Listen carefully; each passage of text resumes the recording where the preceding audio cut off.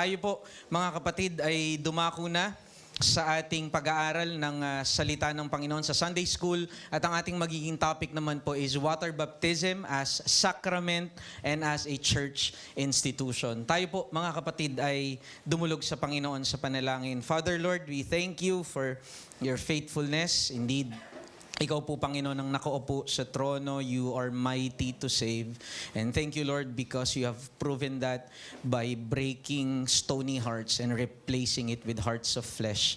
And now, O Lord, we have witnessed before our midst and we are refreshed, O Lord God, by your power sa aming mga buhay. Now, O Lord God, Joash, Dandan, and Jireh is now free to love you and they are now free to serve their brethren and serve others. And Lord, salamat po sapagkat indeed ito po yung yoke of slavery na binasag mo, Panginoon.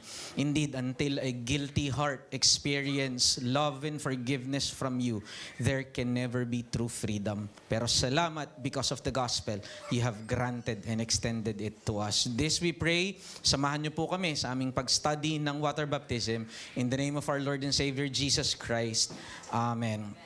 So mga kapatid, I'll try somehow po to quickly go through doon sa mga lessons natin, but I hope I just plan somehow to gloss over doon sa importance po ng baptism as Reformed Baptist, what we believe about it. So medyo mahaba po ito. This has been our series, I believe, with 7 installments. So 7 po na installment natin. But I just took some highlights and then I will just gloss over para kahit papano maging refresher po sa atin kung ano po yung gagawin natin mamaya na baptismal service. After all, as Reformed Baptist, this is what we differ from the Roman Catholic teaching, that the sacrament, any sacrament, and that is 2, baptism and the Lord's Supper, is always secondary to the Word.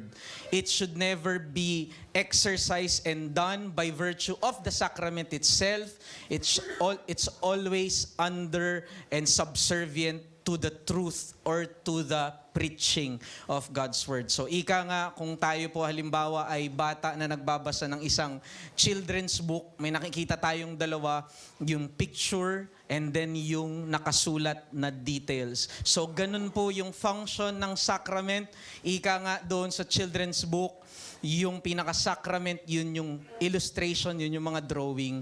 Pero yung nag-i-interpret, yung nagbibigay ng bigat, yung nagbibigay ng understanding sa atin doon sa drawing, ultimately, is yung salita na nakasulat doon sa children's book. And with that, somehow, the same God is telling us a story regarding this sacrament, no? His sacramentum to us and our sacramentum towards God. So nandyan lang po yung mga sources natin, si Edmund Clowney, si Kim Riddlebarger, si Robert Leatham, and then si Tabithy Anyambuile. So you can just visit itong mga taong to for my sources. So sa pauna lamang mga kapatid, isa po sa marahil masasabi natin very divisive na issue ay yung issue po ng sacrament, no?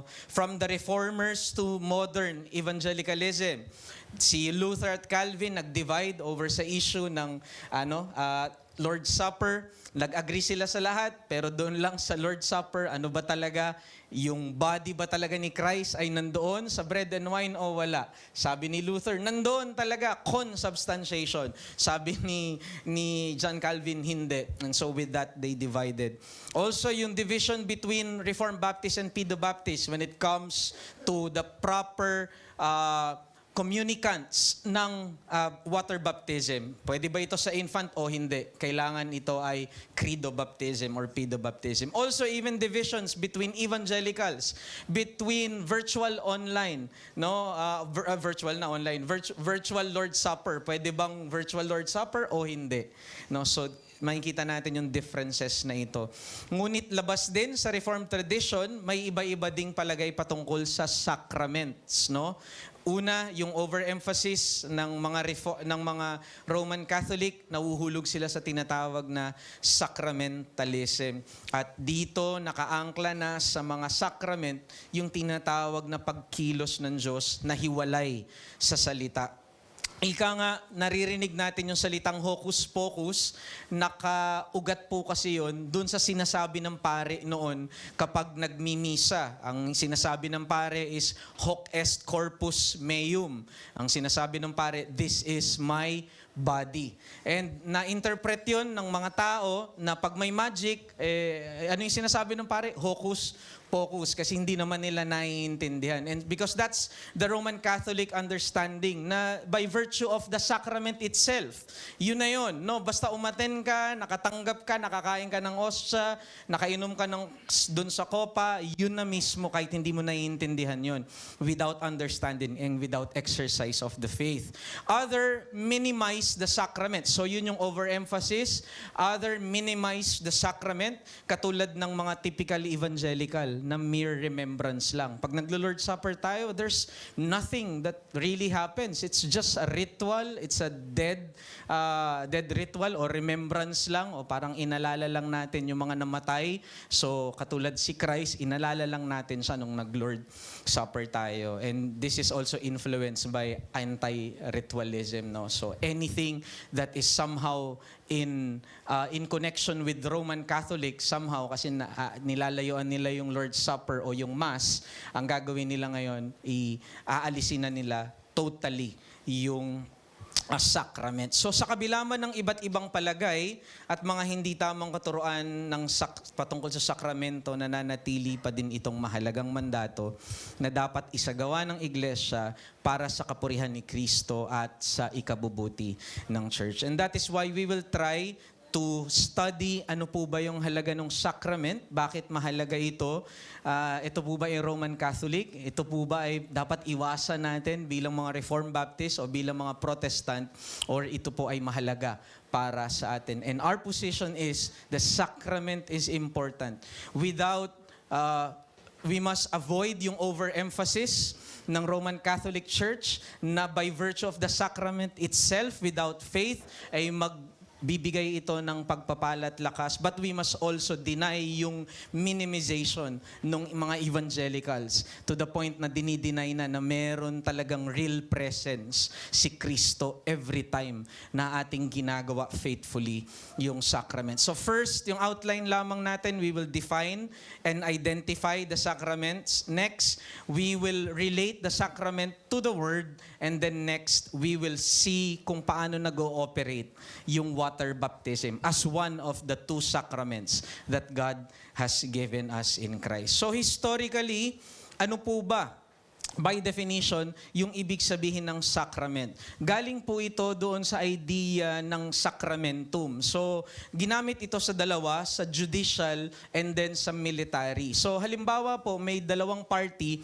na sila po ay nagtatalo. Sila po ay magbibigay ng amount of money as their sacramentum. So, that is somehow their pledge. No? Pangako nila yon na sila ay tunay na handang mag-engage dun sa usapin. This will be my sacramentum, no, my pledge, and then the other party will also give their sacramentum, and then magkakaroon na sila ngayon ng pag-uusap, no. Sa military, yung sacramentum sa panahon ng mga nagtitake ng pledge of loyalty, kung naalala nyo siguro kung nanood kayo ng Game of Thrones, no.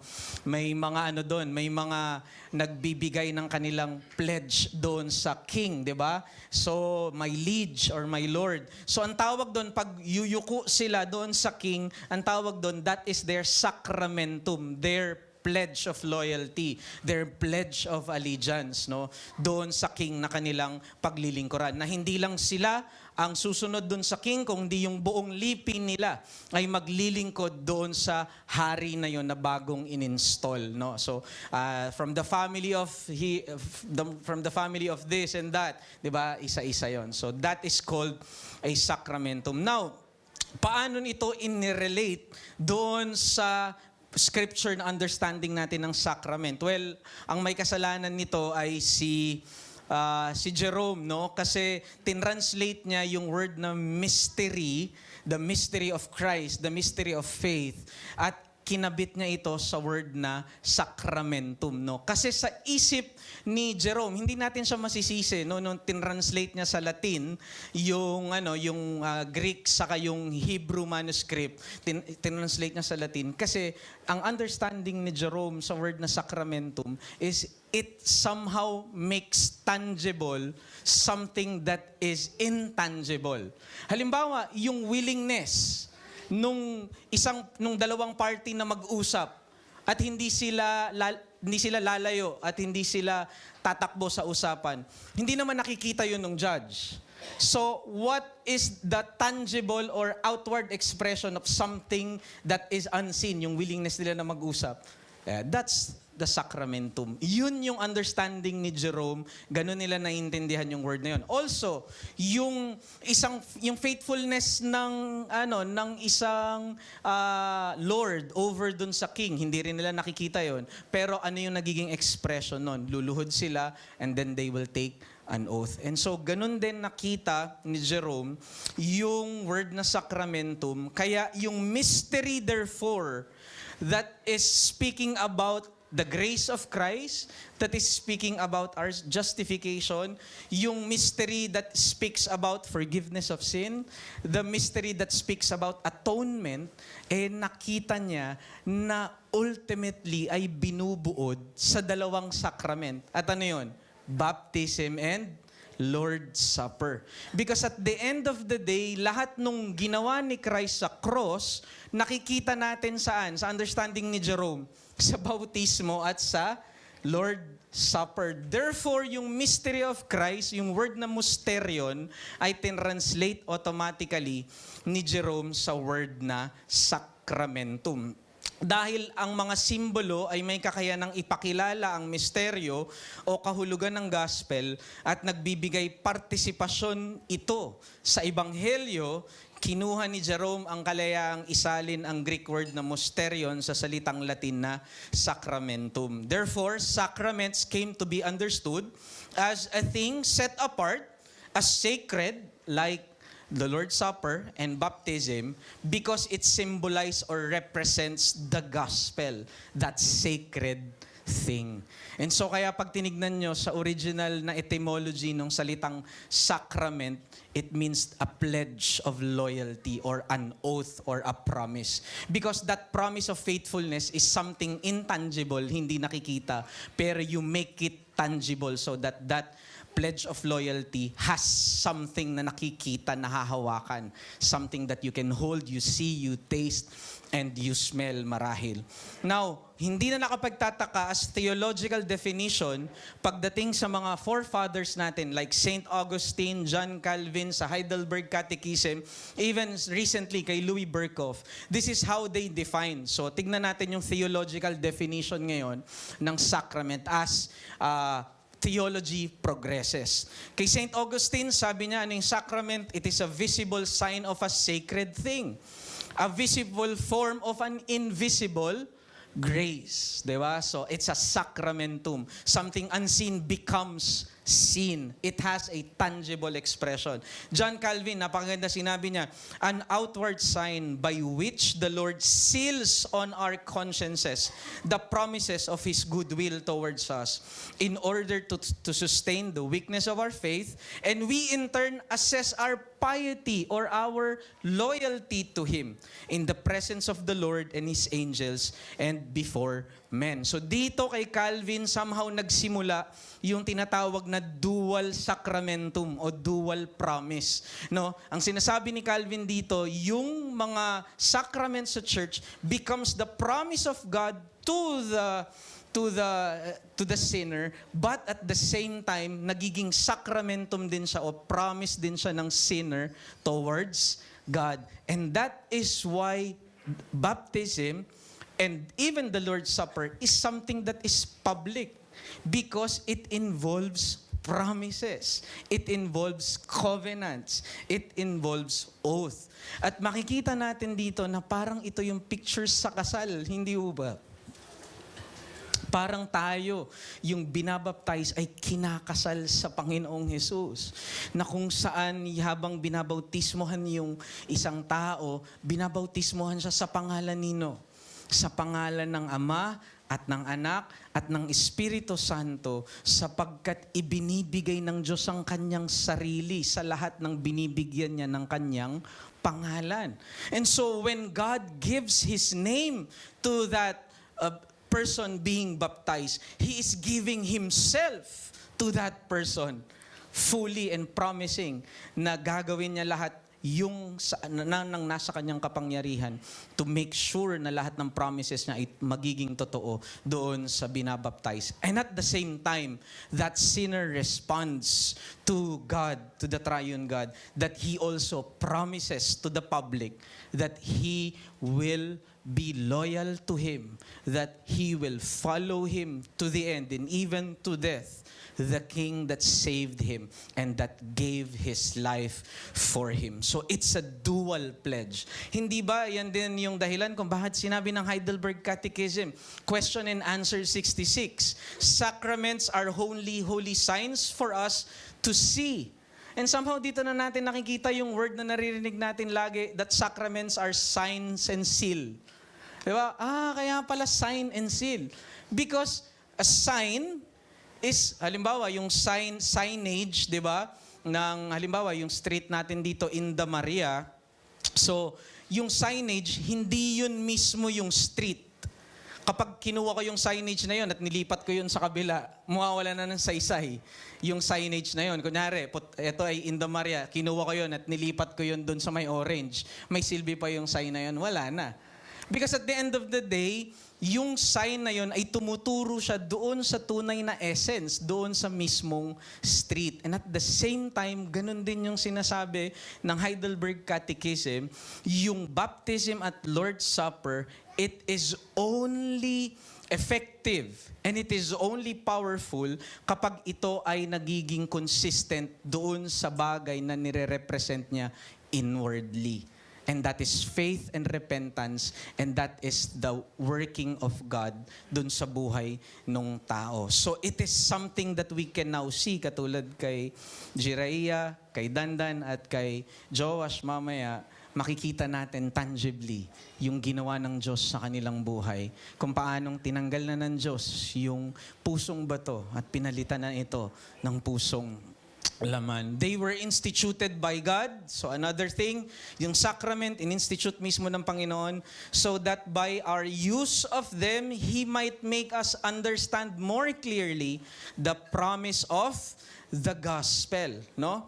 And might put His seal on that promise. So makikita na natin ngayon na yung sacrament ay hindi lang pala siya sign, hindi lang siya making tangible yung isang bagay na hindi natin nahahawakan kung hindi ito rin ay nagfa-function as assurance or selyo.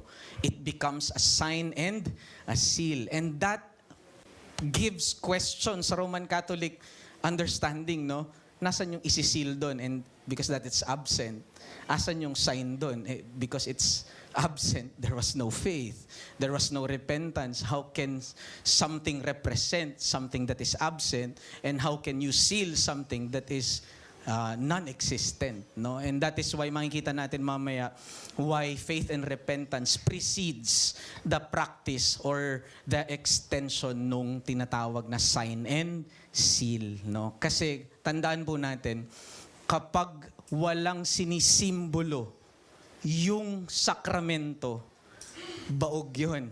Ito po ay hindi totoo. Patay yung isang bagay.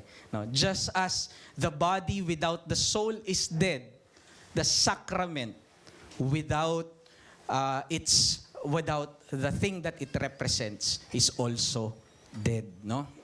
Kaya sabi sa Heidelberg, and this is God's gospel promise to forgive us our sins and give us eternal life by grace alone because of Christ's one sacrifice finished on the cross. Ang ganda lang po ng sinabi ni Louis Berkhoff, and I'll read, sabi niya, a sacrament is a holy ordinance instituted by Christ, so instituted by God, but also instituted by Christ, in which by sensible signs of grace of God in Christ and the benefits of the covenant of grace are represented. So it is seen, it is sealed and applied to the believers, and this in turn give expression to their faith and allegiance to God. No? So, nakita ninyo, God is making a promise, and also the believer is responding and making a promise. So, it's a dual promise na nagaganap doon sa exercise ng mga sacrament. So, yun yung makikita natin, quick definition.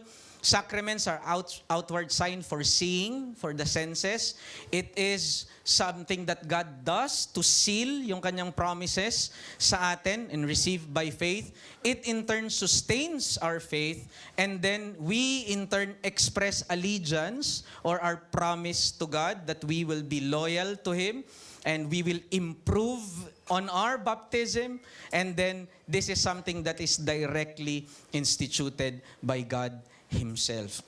And so, i-identify natin quickly ano ba yung mga sakramento na meron sa simbahan. The Roman Catholic Church teaches 7. And these are baptism, Holy Eucharist, yung confirmation. Ito yung nabaptize na kasi yung baby sa kanila, pero nag-imbento sila ng other way para i-confirm yung faith. Whereas sa Scripture, ano lang yung way para i-confirm yung faith at repentance ng tao? It's baptism. Pero dahil nag-imbento yung Roman Catholic ng iba kasi binaptize na nila yung bata, naglagay na sila ng panibagong unbiblical na bagay, which is yung confirmation. No? And then penance, extreme unction, yung ordination, and then even matrimony. So yung marriage ay sacrament sa kanila. And the problem with this, dahil ang doctrine ng Roman Catholic is salvation somehow by works, grace plus human works, ang gagawin nila ngayon, gagamitin nila yung sacrament not as seal and sign of God's grace, but as merit. So that they can use the sacrament. Kasi nga ang kanilang teaching is, nandyan yung grace ng Panginoon, pero kailangan mo rin ng works mo to be justified in the sight of the Lord. Kagaya ng pinrich ni Brother Jordan kanina, na ginagawa rin ng mga Hudyo, they use the law somehow as a stairs to justify themselves before God. Yun din yung teaching ng Roman Catholic. They now misuse the sacrament. And now it becomes a means towards self-righteousness, towards self-justification. Whereas sa Reformed understanding and sa biblical understanding, hindi ganun yung function ng sacraments. Ang function ng sacraments is to make us grateful, to encourage us. Ang function ng sacrament is to reaffirm to us what we already received, that we are already justified before God, that our sins are already forgiven, and that now enables us to love God in return. Hindi yung gagamitin natin yung mga sacraments so that this will earn us brownie points and merit sa harapan ng Panginoon. And that saddens us. Kagaya nga sabi ni Michael Horton, the Protestant reformers recognize that if you start with a human-centered gospel, you will need a human-centered methods. Even the ordained sacraments can become means not to divine grace, but of human striving. Let us remember, the message creates its own method. And that is what happened dun sa Roman Catholic sacramentology. But when it comes to the Reformed Baptist biblical position, alam natin that it functions as a sign and seal, not as a way to merit something sa harapan ng Panginoon, but it is a way of remembrance and assurance. It's a way of us being assured and seeing, and then we can respond in love. Because at the end of the day, brothers, we cannot obey a God who is angry before us. Something has to be changed. That guilt first must be removed so that we can love God. As long as the heart stands guilty before God, He can never love a holy God.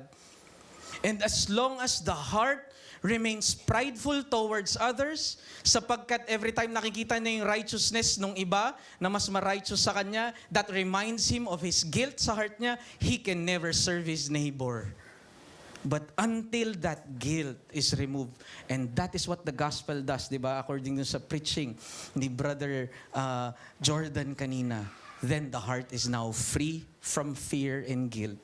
And the heart is now free to love God and to serve His neighbor. So makikita natin ito kung bakit naging sacrament ay dalawa lamang for us, dahil ito yung mga direktang inutos mismo ni Kristo nung tinatag niya yung bagong tipan ng biyaya. Yung bautismo, makikita natin yan sa Matthew 28. And kung maaalala ninyo, nireaffirm ito ni Paul doon sa Romans 6:1-6. So Matthew 28, naalala nyo, this is something that Matthew 28, this is something that Christ Himself has instituted. And then sa Romans 6, inulit yon ni Pablo na ito yung meaning ng baptism. So, yung institution ng baptism sa Matthew 28, yung theological definition nito, Romans chapter 6. The same is true pagdating sa Lord's Supper. Diba? Yung institution nito nasaan? Matthew 26:26-30.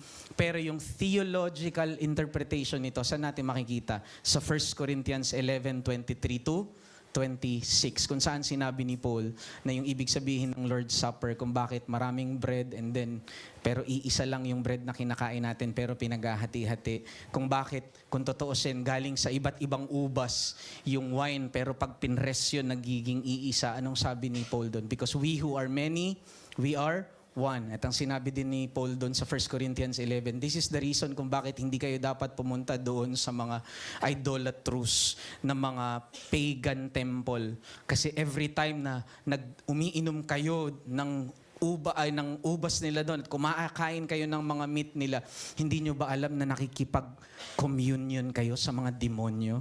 Sa anong reason ni Paul? Kasi yun ay totoo rin saan? Sa Lord Supper, sabi niya. Yun yung theological definition nun. So makikita natin both the institution is done by Christ and then the theological understanding is interpreted by the apostles. Dalawa lamang yung may ganon. Well, hindi natin makikita yon sa matrimony, hindi natin makikita yon sa ordination. Only two was directly instituted by Christ and then reinterpreted by the apostles as picturing the gospel for us. At ito lang din ang patuloy na sinabi ni Kristo na dapat ganapin ng lahat ng mananampalataya hanggang magparito na si Kristo. Because if that would apply to marriage, then marami sa atin na hindi kinasal at hindi makakaranas ng kasal kasi hindi yun ang kinaloob ng Panginoon, then they missed out yung sacrament na yun. So makikita natin that ang requirement for something to be a sacrament, kailangan may direct institution ni Christ, and then it clearly pictures out the gospel, and then anong sabi? It is something that all believers must be able to experience and exercise, and then we must do this until the Lord comes. Kaya nga sa parehong Romans 6 at sa 1 Corinthians 11, sa Romans 6, ang sinabi ni Paul, yung baptism ay dapat nating gawin hanggang muling magparito sino? Si Kristo. Sinabi din niya yun sa Lord's Supper sa 1 Corinthians 11. No? So, malinaw sa mga apostles kung ano yung dalawang sakramento. Even sa ating Confession of Faith, sa 1689, London Baptist Confession of Faith, sa section 28, paragraph 1. Okay lang po, basahin po natin ng sabay-sabay. Let us read together. Go.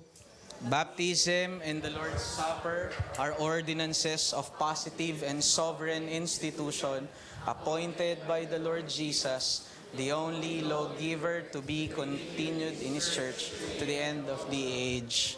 So napakaganda po nung ginamit na salita ng ating confession. Ang sabi daw po, yung baptism and Lord's Supper are ordinances of positive.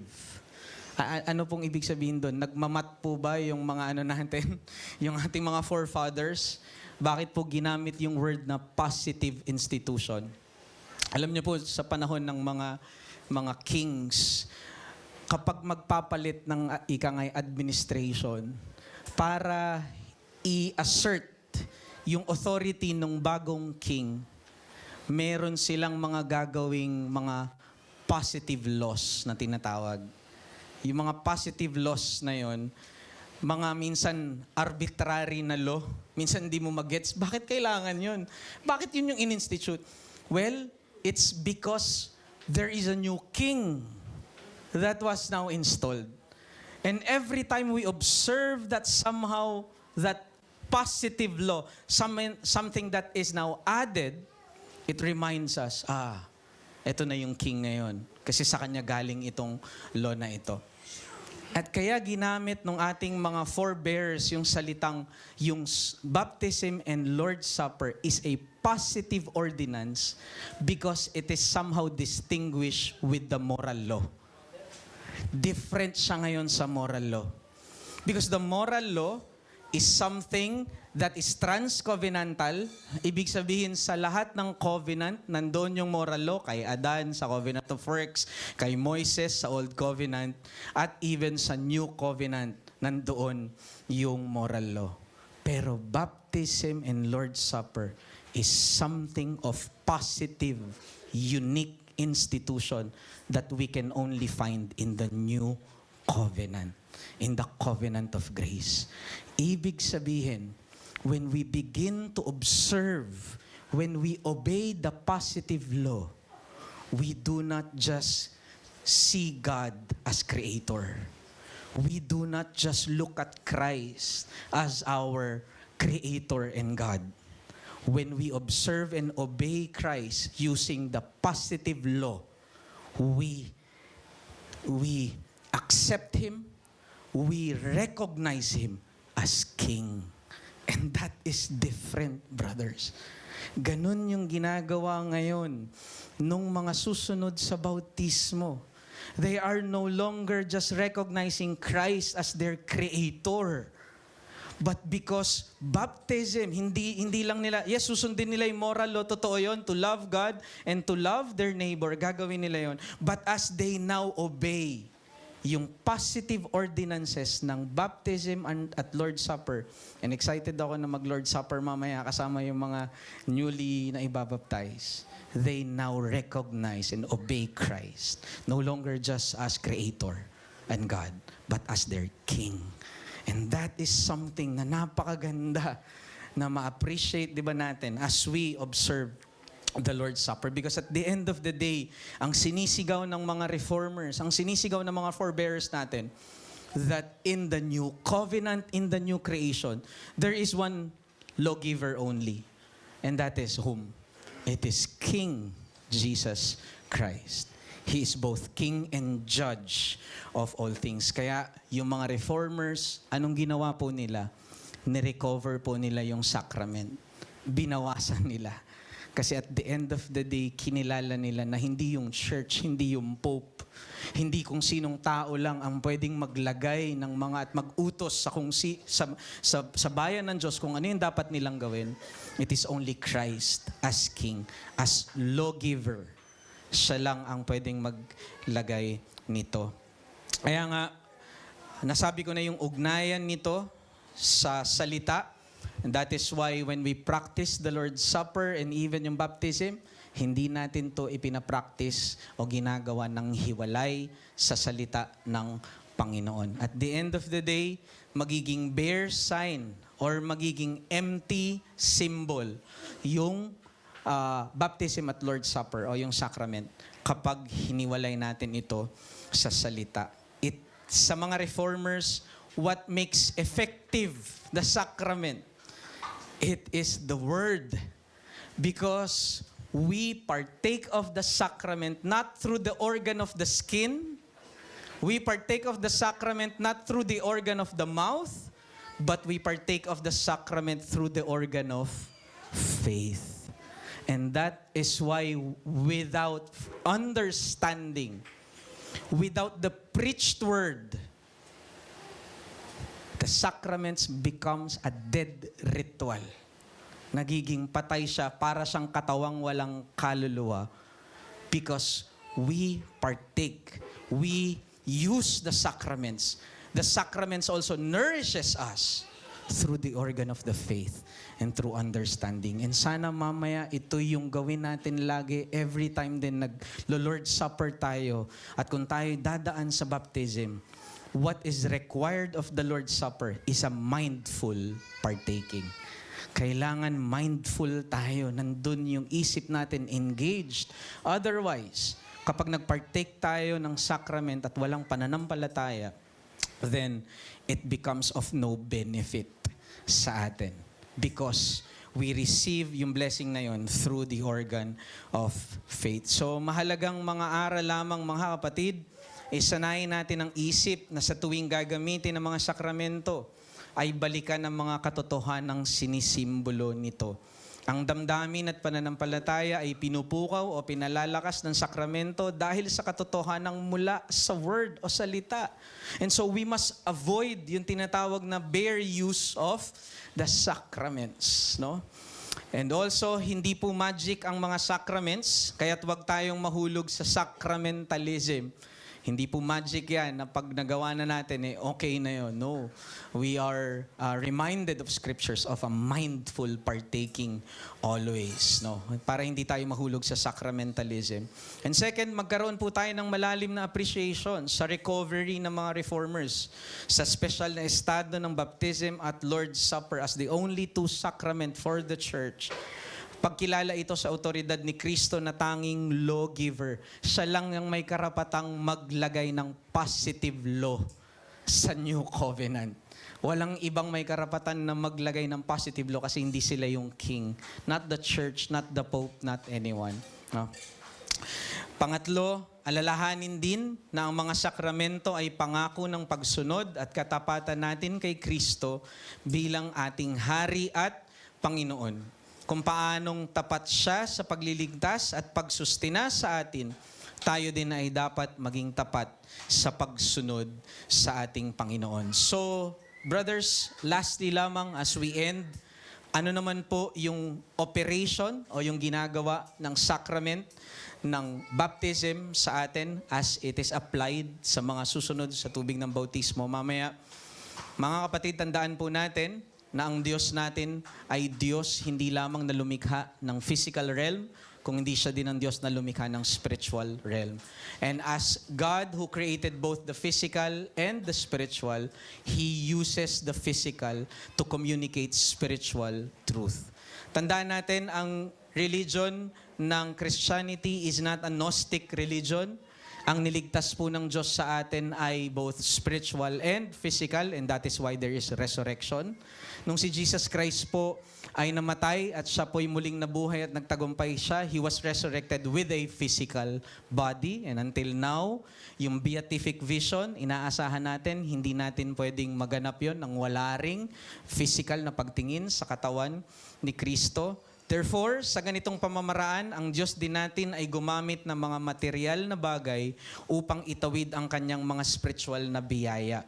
Sa kasaysayan at kahit anumang mga tipan, pinagtitibay ng Diyos yung kanyang mga spiritual na biyaya sa pamamagitan karaniwan ng mga material na bagay. The tree of life, for example, sa covenant of works kay Adam.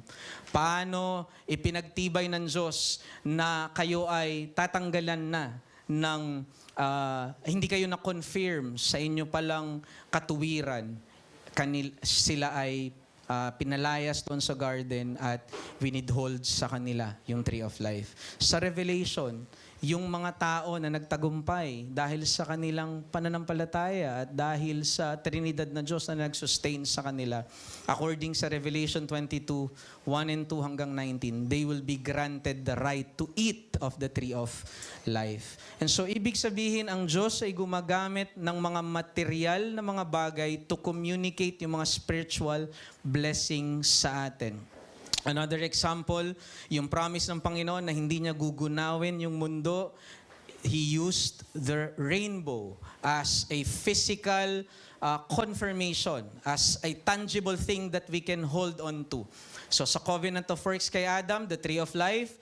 Sa covenant with creation, it is the rainbow as physical that affirms, communicates to us the spiritual. And then even sa Old Covenant o sa Old Covenant economy, yung circumcision somehow sa mga Hudyo, yun yung nagko-confirm na sila ay kasama doon sa tipan ng Israel. And so makikita natin dito, two quick observation, soberano at makapangyarihang ginagamit ng Diyos ang maigting at natural na ugnayan ng mga spiritual sa material na bagay upang dalhin sa mananampalataya ang kanyang biyaya. God used sovereignly yung mga physical signs to seal to us yung mga spiritual graces. And that is what we call yung tinatawag na sacramental union. No? So pag sinabi po nating sacramental union, because of God's institution, dahil siya ay Diyos, at siya ay nag-institute ng isang bagay, pag in-institute ng Diyos yon bilang Panginoon, manlilikha, at Redeemer, every time we observe that, every time we see that, every time we partake of that, kasama dun yung mga promises ng Diyos. Kasi itinali niya, ginapos niya yung kanyang kamay doon sa bagay na yon, no?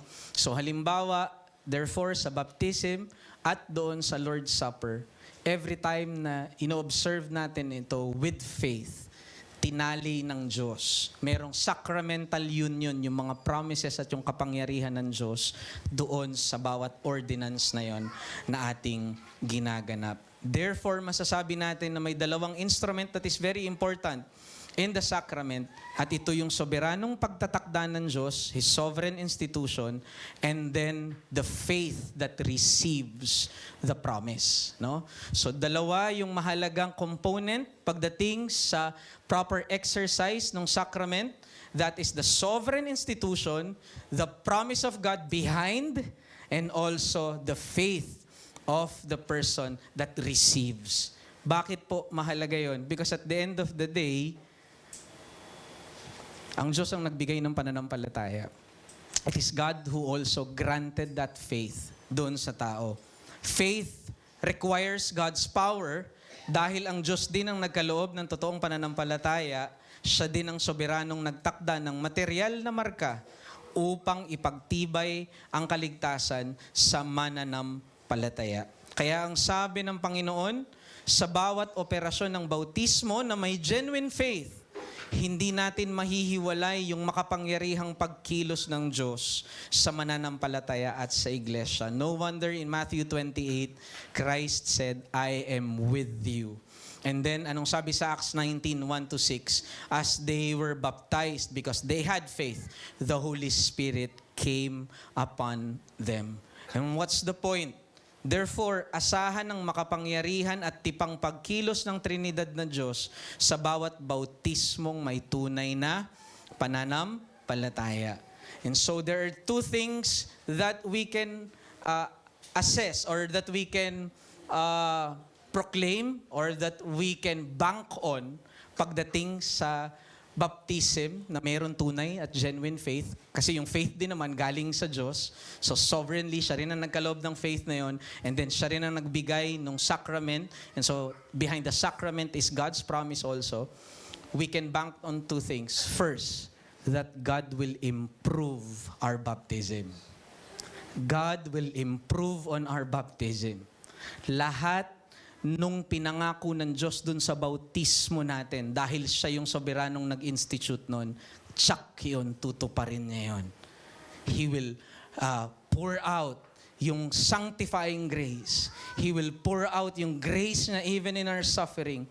He will pour out yung grace niya sa lahat ng mga marital, family problem na meron tayo. Even yung problem natin within the church, God will improve in our baptism. But also, because siya rin ang nagbigay ng faith to receive that promise, we must also improve on our baptism.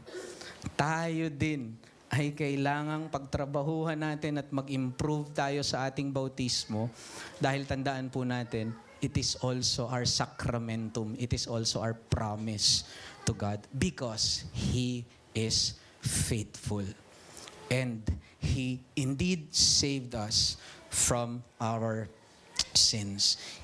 The cross was used to cleanse us, and then the blood of Christ covered our sins dun sa atonement, and then we were united to Christ sa pamamagitan ng ating pananampalataya sa ating Panginoong Jesucristo.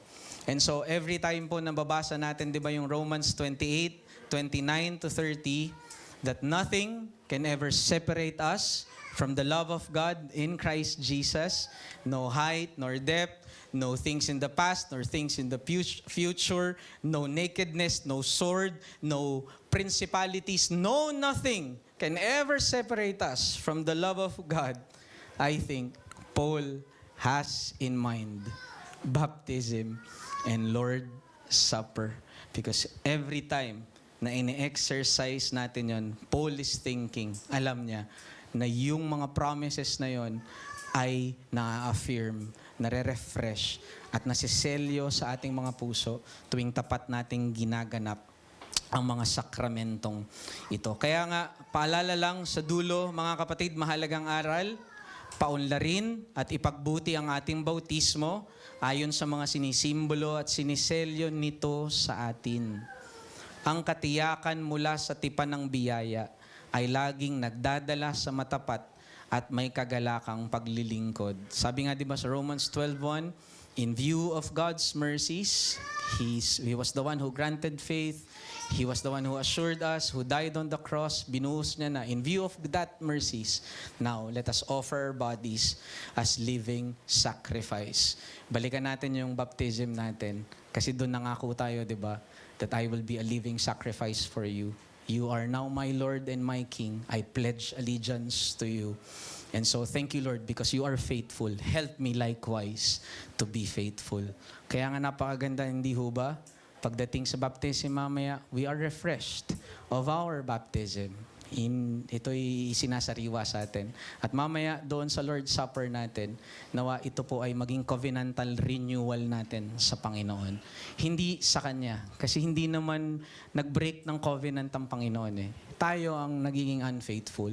And so binibigyan niya tayo ng pagkakataon through the Lord's Supper somehow to renew our covenant with God. That Lord, may you use this wine and may you use this bread, consecrate mo at italaga mo ito upang muling pag-igtingin ko at pag-igihin ko yung pagmamahal ko sa iyo at pagmamahal ko sa aking kapatiran at yung paglilingkod ko sa iyo. And so I hope, brothers, na ito, yung ganapin natin patuloy.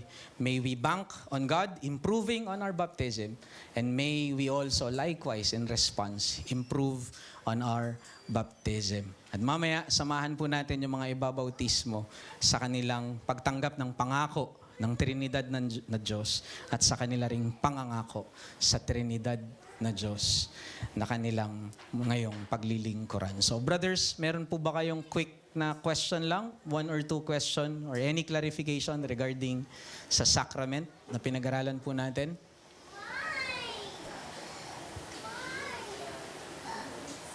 Sige po, si Pastor Bench. Pastor Bench.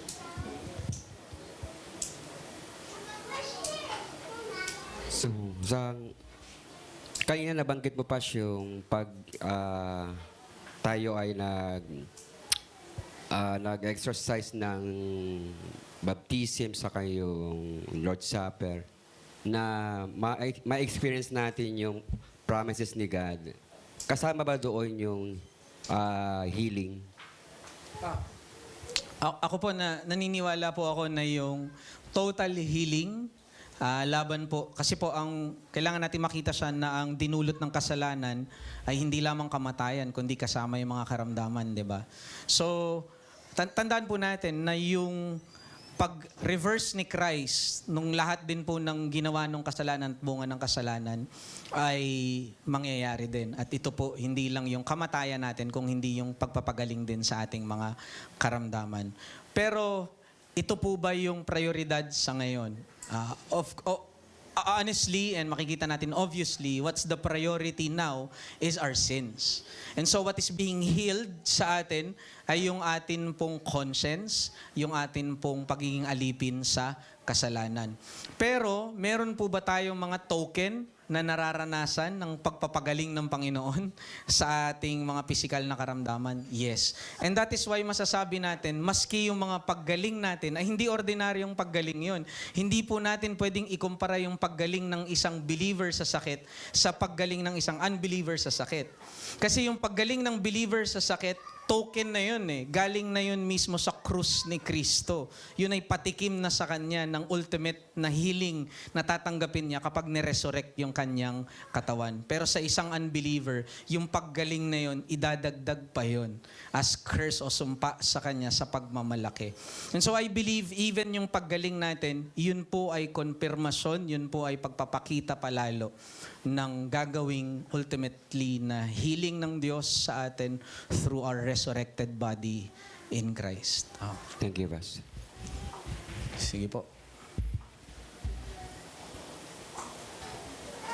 Sige po, kung wala na, I think pwede po tayo mag-proceed mamaya para sa ating mga question and answer. Tayo po mga kapatid ay dumulog sa Panginoon sa panalangin. Panginoon, maraming salamat po sapagkat ikaw ang tumulong sa amin na maunawaan ang halaga po ng sakramentong ito ng bautismo at ng Lord's Supper. Mamaya, Lord God, indeed we will experience a special Lord's Day.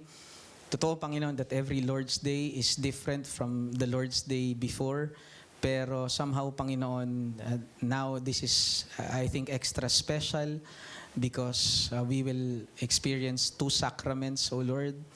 And that is baptism and the Lord's Supper. Kaya nawa po, encourage niyo po yung mga puso namin at patuloy po kami, Panginoon, na maglingkod sa iyo. Mahalin ka namin, Panginoon, at mahalin din namin ang isa't isa para sa iyong kapurihan at para sa ikatatatag din ng iyong iglesia. And when your body builds up itself in love, you are indeed glorified at naipapakita namin yung manifold wisdom mo, O Lord God, sa amin. Kaya nga tulungan niyo po kami na maging tapat na iglesia din, na huwag kami pong mag-imbento ng mga gimmick, ng kung ano-anong mga creativeness namin kung paano palalakasin at patatagtagin ang iglesia.